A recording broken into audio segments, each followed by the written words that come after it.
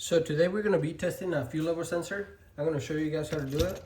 Basically, you got to take the fuel level sensor out of the vehicle before you can test it. And this one should be pretty easy. There's only two terminals here. Right there. And then you can see them there. You can test it here if you got the terminals for it.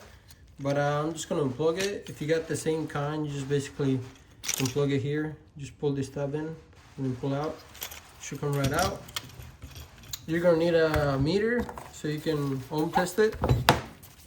What I'm gonna do, since this one's junk already, I'm gonna just shove the leads down here on the terminals so we can test it. I'm just gonna shove it in there. If you're testing and you're trying to see if it's good or not, make sure you use a good connection over here, not like I did, because you can break something in there. But this one I already replaced it because it was bad. It wasn't reading right, so it got replaced. So I don't really care for it. After this test, it's pretty much gonna go to the garbage. So this was the secondary fuel level sensor, and I'm gonna show you here how to test it. So right here, they want you to test for 37 to 43 ohms, up to 245 to 255 ohms.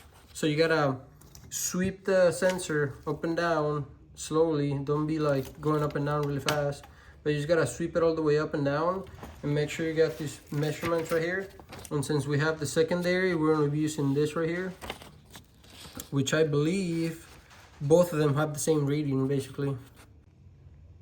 And basically right here is telling you how to do it.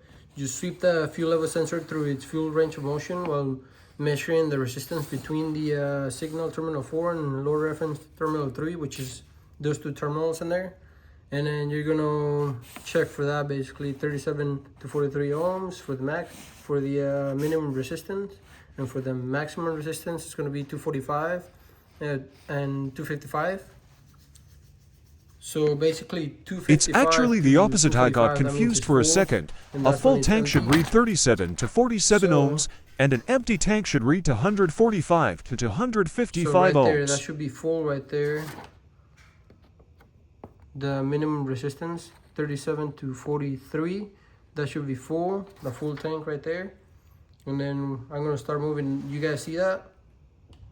When I'm coming down, it jumps all the way to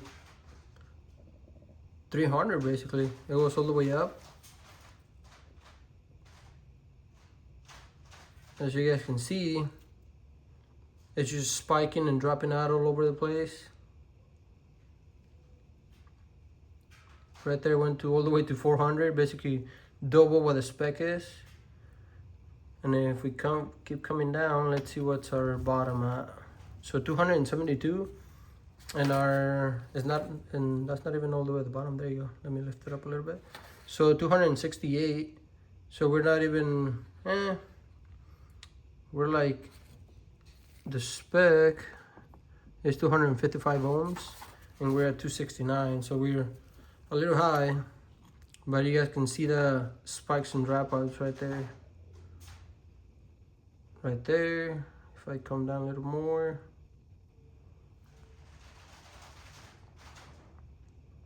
And then before you guys say this is loose over here, I can hold him in here. That way we got a better connection.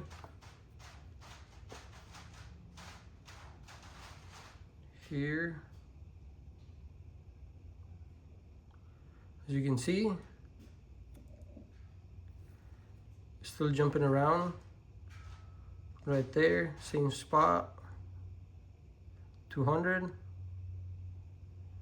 As you can see. And that's why I got it replaced. It's not reading properly. It's just jumping all over the place and spiking up all over the place. It's not supposed to do that. And then we drop her down. 285 ohms. And that's not a spec. Here's the spec one more time. And that's how you test the fuel level sensor. You can either do it up here.